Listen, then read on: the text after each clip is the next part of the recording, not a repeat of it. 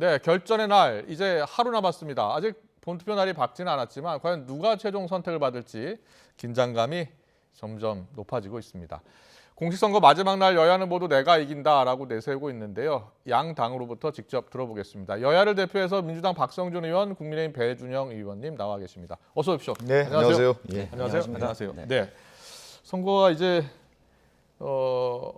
하루 앞으로 다가왔는데 선거 운동할 수 있는 시간은 이제 6시간 남았습니다. 그러네요. 예. 네, 8시간이군요, 정확히. 네, 8시간 남았습니다. 두 분 모두 지역과 수도권이신데 지역 민심 돌아보니까 분위기가 어떻습니까? 먼저 민주당은요?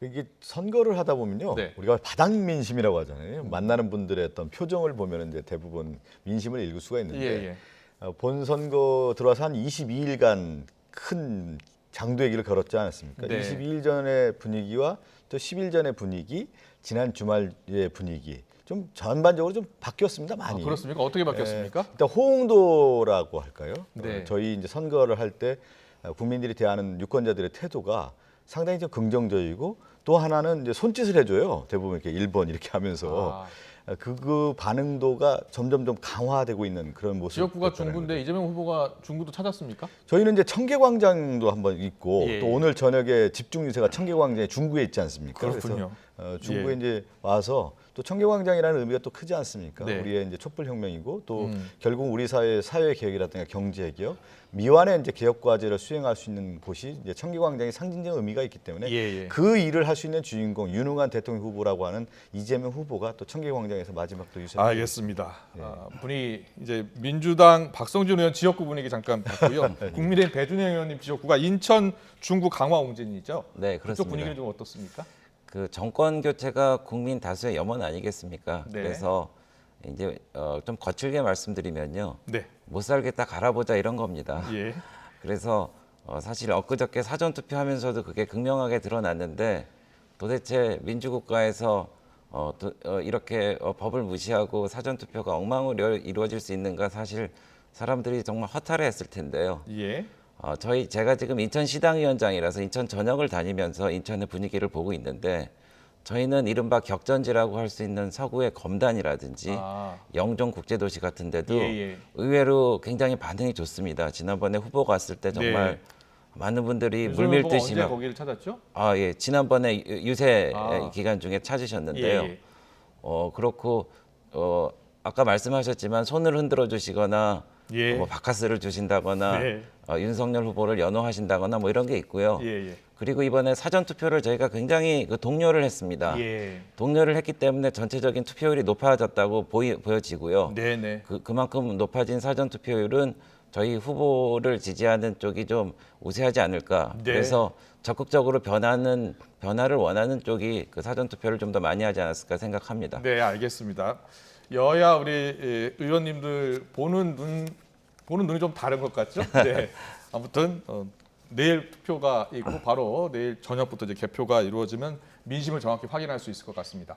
각 당이 보는 좀 판세를 짚어볼 예정인데요. 우상호 의원 같은 경우에 민주당 우상호 본부장이죠.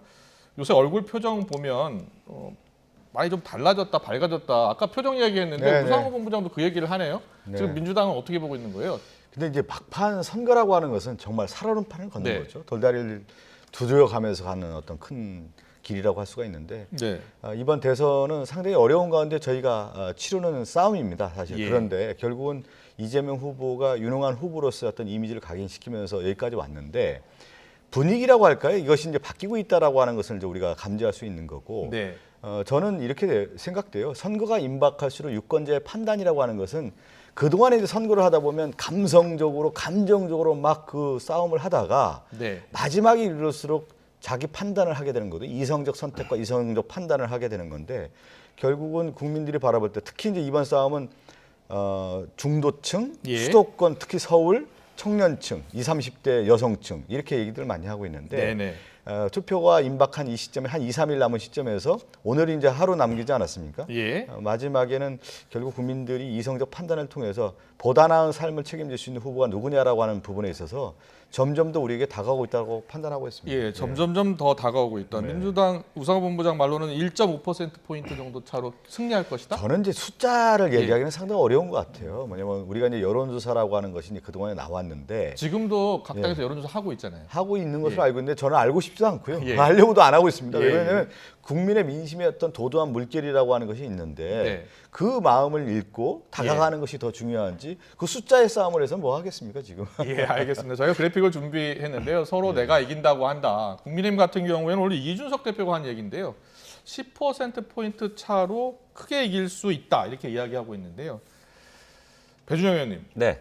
지금 여론조사 돌리고 있을 거 아닙니까? 물론 공표가 금지되긴 하는데 이렇게 각 네. 대표들이, 네. 본부장들이 얘기를 하고 있더라고요. 네, 근데 네. 10%포인트 차로 이길 수 있다?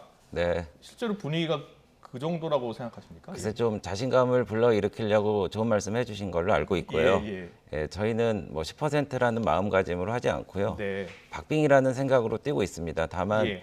여태까지 여론조사가 나타난 결과를 보면은 저희가 좀 우세하다는 것은 국민 여러분들께서 다들 그 인지하고 계신 상황일 텐데요. 네. 저희가 세 가지를 좀 말씀드릴게요. 예. 한 가지는 그 단일화입니다. 네. 저희가 안철수 후보와 단일화를 했는데 예. 그 언론 분석에 의하면은 한 4분의 3 정도가 정권 교체를 원하는 사람들이 안철수 후보의 지지층이고 그걸 구심력으로 모여 있거든요. 네네. 그래서 그게 반영될 거라는 거고요. 하나는 호남입니다. 예. 저희가 호남이 20% 내지 30%의 정말 놀라운 그 사랑을 받고 지지를 얻었기 때문에 네.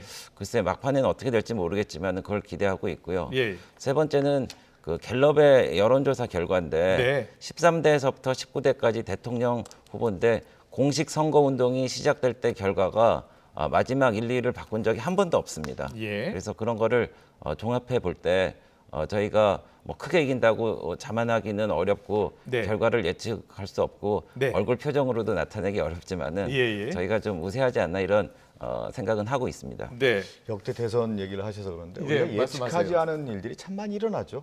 네. 그러니까 그 과거의 분석의 틀을 가지고 본다고 하면은 거의 맞지 않습니다. 예. 다만 하나 그건 있죠. 교만한 자는 필패하고 교자 필패하고 예. 국민의 공감대를 얻는 애자는 필승한다는 말이 있는 거기 때문에 네. 결국 마지막까지도 최선을 다하고 절실한 사람들이 결국 국민에게 다가가고 그것을 국민에게 인정받는다고 봅니다. 이준석 대표는 민주당의 지금 주장은 내부표 결집용이다. 네. 이렇게 이야기하더라고요.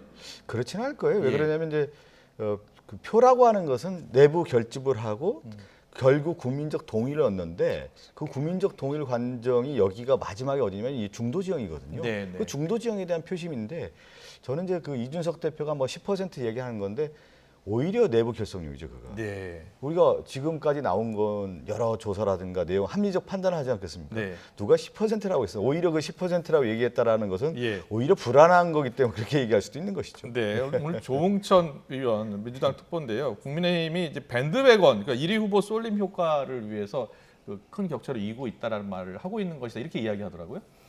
글쎄요. 저는 뭐 저희 그 기대라든지 어떤 주관적인 판단으로 말씀드리지 않고요. 예. 여태까지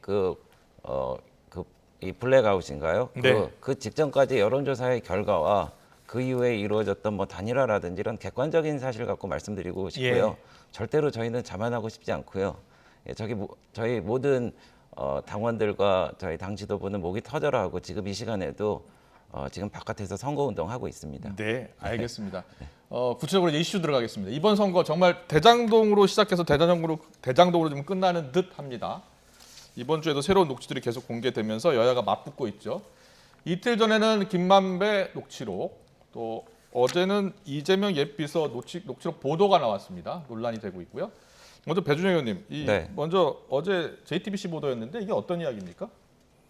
그 JTC 보도라는 게 그 비서 말씀하시는 거죠? 비서 보도요. 예. 정말 그 황당한 일이라고 아니할 수 없습니다. 네.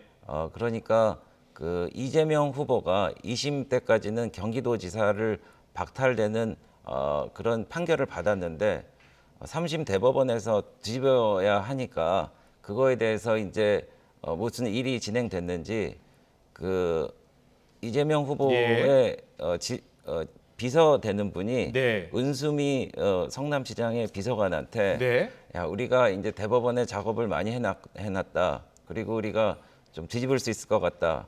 한 8대5 정도는 될 것 같다. 뭐 이렇게 얘기를 했는데 공교롭게도 재판 결과가 무죄가 7이고 기권이 1이고 유죄가 5가 나왔단 말이죠. 예. 그래서 대한민국의 대법원 이 시스템을 완전히 무력화시키고 완전히 사유화했던 이런 것이 그 JTBC 보도를 통해서 드러났기 때문에 이것은 반드시 그 진실 규명을 해야 된다. 저희는 그렇게 보고 있습니다. 네. 우리 저- 진실 규명을 해야 된다. 민주당 입장 저는 들어야죠. 예전에 예. 방송 앵커를 했잖아요. 예, 예. 그러면 우리 한번 되돌아보죠. 네.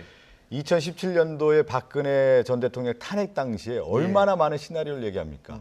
당시에 헌법재판관들의 보수 진영이다, 진보 진영이다 분석을 하고 몇 대 몇이 나올 것이다 이렇게 예측들을 다 하고 있잖아요. 예, 예. 근데 예측이 되는 경우도 있고 안 되는 경우도 있고요. 아. 또 하나는 이제 그 이재명 후보 당시 이제 그 재판 관련해서도 예. 재판관들 특히 이제 대법관의 성향에 대한 분석들이 많이 나왔단 예, 말이에요. 그것을 비서들만 얘기를 했겠습니까? 수많은 네. 사람들이 얘기했고 그 결과에 대해서 어떻게 될 것인가 얘기를 하는 과정이었고 또 하나는 지금 볼 때 그 사람들이 2013년도에 저는 수행비서를 했다고 하더라고요. 그 이후에 예. 후보님과 인연이 없다고 제가 들었는데 예. 그러면 그 당사자 사인들 간에 가장 그 당시 경기도의 이슈가 그 지사의 재판 아니겠습니까? 예, 그러면 예. 누구든지 얘기를 할 수가 있는 것이죠. 그 녹취록을 가지고 이미 예측하고 작업했다라고 하는 것이 타당한 일이겠습니까? 예, 예. 그러니까 그거는 네. 오히려 우리나라 대법원의 대법관을 모욕하는 거고 당시에 예를 들어서 2017년도에 헌법재판관들의 판결 그 당시 내용들을 그렇게 그 적용하라고 하면 얼마나 모욕적인 옛 일이겠습니까? 비서와 그 예. 캠프 출신 인사와의 통화는 그 당시에 충분히 얘기할 수 있는 대화였고 허세였다 이런 그렇죠. 이야기죠. 예, 예. 네, 근데 허세치고는 굉장히 좀 구체적이라서 제가 한번 읽어드리겠습니다. 네네. 2020년 6월 24일 임모 씨가 지사님 사건은 대법원 내부 잠정 표결을 한 모양이야. 잘 됐다는 쪽으로 가닥이 잡힌 것 같네. 7월 16일 결과가 나온 모양이야. 만장일치는 아닌 것 같고 8대5 예를 들어 이렇게 꽤 대화 구체적으로 내용이 얘기를 좀 했거든요. 구체적이다 이런 이야기를 하고 네, 있는 것 그래서 같아요. 저희는 뭐 이런 생각을 합니다. 사실 뭐 사법농단 사건 이후로 이제 대법원이 뒤집어졌다 이거죠. 그래서 지금 우리법 연구회를 중심으로 해서 다 그렇게 됐고 예. 특히 권순일 대법관 같은 경우에는 지금 화천대유 천하동인과 관련해서 유력한 그 연루자로 돼 있는데 그 김만배 씨라는 분이 사실 그 권순일 대법관을 만나려고 8번이나 찾아갔습니다. 그 다음에 그 권순일 대법관이 이재명 후보의 어떤 대법원 판결에 결정적인 영향을 미쳐갖고 1, 2심에서 유죄가 나왔는데 3심에서 예. 뒤집혀진 거 아닙니까? 예. 그래서 이런 라인을 생각하고 구체적인 이런 대화를 볼 때 이게 아닐 수 없는 가능성이 참 아니, 적다. 그 배준영 이렇게 의원, 말씀드리고 예. 싶습니다. 오늘 대선 전이에요. 네. 하루 전이에요. 예. 내일 대선 예를 들어서 예측하지 않습니까? 모든 네. 여론조사 기관에서 몇 대 몇. 어떤 경우는 뭐 47대 뭐 아니면 어떤 경우는 49대 몇. 예. 다 이런 예측을 하지 않습니까? 재판도 마찬가지인 것이죠. 우리가 이길 것인지 특히 대법원 같은 경우는 분석을 하는 것이죠. 그 분석에 따라서 그 관련성 있는 사람들이 얘기를 했겠죠. 예. 그렇기 때문에 그런 내용이 나오는 거고 지금 이제 권순일 대법관 같은 경우는 이제 그쪽에서 계속 얘기 나오는데 실제 그 재판에 관여를 했느냐에 대한 부분을 우리가 참작해야 되지 않겠습니까? 권순일 대법관은 주임 판사가 아니었다는 것으로 알고 있는데 대법관이 아니었다는 것으로 알고 있는데 어떻게 그렇게 예측 가능하지도 않은 걸 가지고 재단할 수가 있겠습니까? 그런 경우는 오히려 대법원 관련된 재판에 대해서 신뢰성을 상실시키는 아주 위험한 발언이라고 생각합니다. 네, 심리에 참여한 거는 맞고요. 예. 그래서 그런 혐의 때문에 지금 대정동 사건에 어쨌든 중심 인물로 떠오르는 거고 김만배 씨가 이런저런 뭐 녹취록을 떠들고 하고 뭐 그런 예, 데는데 좀 얘기할 겁니다. 네, 네. 그래서 김만배 씨가 이재명 후보의 분신과 다른 없는 인물인데 그 인물을 중심으로 여러 가지 일이 벌어지고 그랬는데 그것을 저희가 이제 신뢰를 해야 되느냐 그런 건 국민적인 판단에 맡겨야 된다는 생각입니다. 아, 예. 지금 그 말씀은 그 김만배 씨 이제 이틀 전에 나온 녹취록 네. 네. 이야기하시는 것 같은데 이게 이제 부산저축은행과 관련된 녹취록입니다. 그 녹취록 내용에 따르면은 이제 윤석열 후보가 봐줬다는 거죠, 수사를. 그렇죠. 그 녹취록에 따르면은요. 가장 중요한 예. 것은 이거예요. 이번 대선에서 그럼 핵심이 뭐냐? 윤석열 후보가 그동안 TV 토론하면서 김만배 씨를 몰랐다는 거 아니겠습니까? 제대로 알지도 예. 못했다는 예. 거 아니겠어요? 그런데 김만배 씨의 얘기를 딱 들어보면 윤석열 후보의 관련성이 아주 심대하게 있지 않습니까? 상당히 관련성이 있다라는 것이 그대로 드러나는 거고 지금 이게 죄수의 딜레마라는 게임이 이론이 있어요. 그럼 죄수들이 들어가서 관련해서 자기들이 유리하게끔 자백을 한다는 거 아니겠습니까? 마지막에 예. 자기 그 재판 결과를 좋게 하기 위해서. 그런데 지금 김만배라든가 남욱은 처음에 이익을 공유할 때는 좋은 관계였다. 지금은 서로 상대적인 관계, 적대적 관계가 아니겠습니까? 그런데 예. 김남욱과 남욱의 진술 관계를 보면 윤석열에 대한 일치된 결과가 나오고 있단 말이에요. 예를 들면 예. 남욱도 그런 얘기를 하지 않습니까? 부산저축은행 대출 비리 사건에 알선했던 장본인 조우영이가 수사를 받으러 가면 예. 커피 한 잔 먹고 오면 된다. 네. 그렇게 했다고 하는 남욱의 얘기가 있었고 근데 실질적으로 이번에 김만배의 음성 파일을 보면은 그 내용을 입증해주고 있지 않습니까? 예, 윤석열 당시 그 부산저축은행 검사가 왔어 하면서 그냥 커피 한 잔 타줬다. 그 내용을 봤을 때 이 수사를 무마해줬다라는 거고 그 다음에 부산저축은행 회장 부회장은 구속시켰지만 예. 조용은 빼준 것이 윤석열이다라고 하는 것을 김만배가 얘기하고 있지 않습니까? 이 얘기를 잠깐만 더 하면 예. 김만배의 일관된 내용을 보면은 윤석열과 이재명 후보에 대한 내용이 전혀 달라요. 이재명 후보는 대장동과 관련해서 철저하게 자신들의 이익을 막았다. 네. 해방꾼이었다는 얘기고 예. 윤석열은 뭐냐면 내 카드 하나면 죽는다. 그리고 나와 욕하는 사이다. 실질적으로 윤석열 후보에 대한 내용을 보면은 우리를 보호해주고 옹호해줬다라고 하는 진술이 일관되게 나오고 있다는 얘기죠. 예, 알겠습니다. 자, 이와 관련해서 국민의힘은 계속 이야기하고 있는 게 조작 의혹이 있는 것 같다. 그리고 제2의 생태탕 아니냐 이런 주장이죠. 예. 네, 그렇습니다. 예. 저는 민주당의 반응이 정말 어이가 없습니다. 민주당은 저희가 9월 23일서부터 특검하자고 그랬는데 네. 특검도 안 하고요. 예. 그리고 검찰 조서에 이 조우영 씨가 지금 유력한 어떤 중간 인물로 다뤄지고 있는데 조우영 씨에 대한 검찰 조사를 보면은 예. 조서를 보면은 윤석열 씨를 만나본 적도 없다고 그러거든요. 근데 오로지 그냥 녹취록만 들고 와갖고 녹취록 하니까 뭐 그냥 녹취록 전국이고 그거 갖고 이제 공작 정치를 하지 않나 이런 생각을 하고 있습니다. 그래서 저희가 주장하는 건 이겁니다. 그 부산저축은행을 포함해서 모든 일을 다 저희가 특검에서 다뤄갖고 공평무사하게 그렇게 하자라는 주장을 해왔고요. 예. 근데 민주당은 그것을 그 특검을 뭐 이리저리 피하고 의제를 넣지도 않고 여태까지 끌고 온 거 아니겠습니까? 그리고 이번에 그 사적인 대화를 김만배 씨가 해갖고 이제 6개월 동안 어디서 묵혀왔던 게 갑자기 나타났는데 그 대화를 한 당사자가 예. 그 신모 씨라는 분인데 그 뉴스타파인가요? 예. 거기에 무슨 전문위원이라고 18년도, 19년도에 각각 한 4천만 원씩 월급 받던 분이세요. 예. 예, 그리고 2012년도인가요? 그 19대 총선 때 민주당 비례대표까지 하신 분이에요. 그러니까 이런 분 이 두 명이 같이 나타나서 각색해갖고 했는지 그런 대화를 갑자기 선거 2, 3일 전에 들고 와갖고 이게 무슨 대단한 일이냐 하고 검찰의 조서도 무시하고 특검도 안 한다 그러고 특검을 지금 제가 안 한다고 그러면 이렇게 반박을 하실 텐데 제가 이 얘기 한 말씀만 드릴게요. 특검을 사실 임대차 3법이라든지 공수처법이라든지 마음대로 그냥 도깨비 방망이 휘두르듯이 180석으로 다 오셨는데 네. 이 부분에 있어서만은 특검은 합의를 하자고 하시니까 네. 그래서 안 되는 겁니다. 그냥 하십시오. 이제 하나하나 좀 설명을 좀 드릴게요. 네. 이제 퍼즐 얘기가 나오는데 저는 그 예전에 깜짝 놀란 것 중에 하나가 뭐냐면 윤석열 후보 아버지 집을 김만배 씨의 누나가 샀더라고요. 예. 어떻게 이렇게 우연일 수가 있느냐 생각했는데 지금 조각조각 하나가 지금 퍼즐이 맞춰지고 있다. 결국은 김만배와 윤석열의 관련성이 드러나기 때문에 집을 사줬을 가능성이 큰 거 아니겠습니까? 그 얘기를 좀 하나 드리겠고 예. 지금 배준영 의원님이 특검 관련된 얘기를 하는데 네. 제가 법사위예요.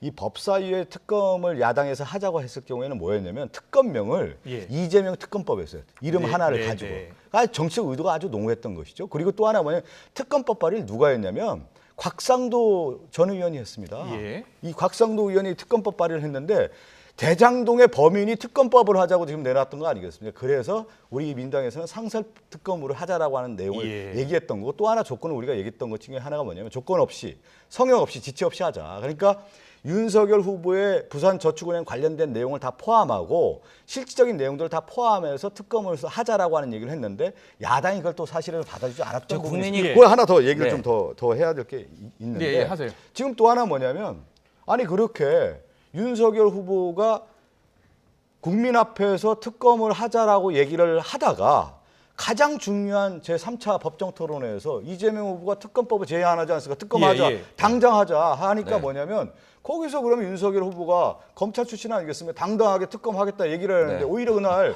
발 빼는 거 아니겠습니까? 뭐가 이렇게 무서워서 네, 발을 제가 뺍니까? 자, 말씀드릴게요. 그 이야기, 네. 그 질문하는 분들 많더라고요. 네, 그래서 예. 제가 그거 먼저 답변을 하겠습니다. 네. 저희가 어이가 없어서 그럽니다. 아유. 9월 23일부터 저희가 하자고 그랬는데 이런저런 이유를 다 피해서 하다가 며칠 전에 대통령 선거 투표 며칠 전에 본인이 이제 죄가 없는 것처럼 오히려 주장하니까 예. 황당해서 그런 겁니다. 그리고 네. 제가 말씀드릴게요. 국민들이 이번에 대장동 사건 관련해서 궁금한 건 딱 두 가지입니다. 3억 5천으로 8,500억을 만들었는데 그 돈이 어디로 갔으며 누가 가져갔다는 게 이게 첫 번째 궁금한 거고요. 네. 그리고 그 두 번째 궁금한 거는 그 초과 이익 환수 관련해서 윗선에서 누가 이제 눌러서 막았다고 하지 않습니까? 예. 어제 재판에서도 그 얘기가 나왔어요. 과연 누가 했는지 그 두 가지가 궁금한 겁니다. 그리고 이 두 가지를 밝혀내지 못한 상황에서 그 이재명 후보가 나몰라라 하는 최측근 2명이 목숨을 잃었어요. 이런 희대의 사건이 벌어졌는데 이것에 대해서 전혀 그 해명이나 적절한 설명을 하는 거 없이 이재명 게이트를 윤석열 게이트라고 하니까 정말 황당한 겁니다. 네, 알겠습니다. 그래서 그런 그건 이제 대답이 여기까지 나오는 거죠. 30초 반박하시고 그동안에 예전에 끝내겠습니다. 다 나왔던 내용이긴 한데 네. 또 다시 반박은 안 할 수가 없는데 예. 지금 배준영 의원하고 윤석열 후보가 얘기하는 이제 3억 5천만 원을 해서 얼마 또 뭐 8천억 원 벌었다 이런 얘기하는데 예, 예. 가장 기본이 되는 게 뭐냐면 자본금과 투자금을 구분을 못 하는 거예요. 예. 당시 이제 자본금은 3억 5천만 원 들어갔는데 모든 투자의 자본금은 분명히 있습니다. 근데 투자금은 1조 몇천억이 들어와서 투자를 해가지고 이익이 난 거예요. 그렇기 때문에 그 부분을 구분해서 얘기해야 되지 잘못된 얘기를 하고 있다는 거고, 알겠습니다. 또 하나는 예. 1,155억 원의 부산대출은행의 대출금이 종잣돈이 된 겁니다. 그 내용에 대한 수사가 반드시 있어야 되는 거고, 그 관련성에 있는 사람이 누구냐면 박영수 변호사, 윤석열 당시 검사, 김만배 이들의 관련성에 대한 얘기를 조사를 해야 된다는 말씀을 드리는 네, 겁니다. 알겠습니다. 예. 뭐 두 분 네, 네. 지금 주장은 사실 네. 그동안에 그동안에 민주당과 나왔던 국민들이 얘기입니다. 계속 네, 네. 주장했던 내용이기 때문에요. 알겠습니다. 여기까지 듣겠습니다. 투표일이 내일입니다. 아직 유권자 여러분들 가운데 아직 결심하지 못한 분들 지금 잠깐 토론을 나누었는데 여야 입장이 이렇게 다릅니다. 신중하게 잘 선택해 주시기 바랍니다. 지금까지 민주당 박성준 의원, 국민의힘 배준영 의원과 함께했습니다. 잘 들었습니다. 감사합니다. 감사합니다. 감사합니다.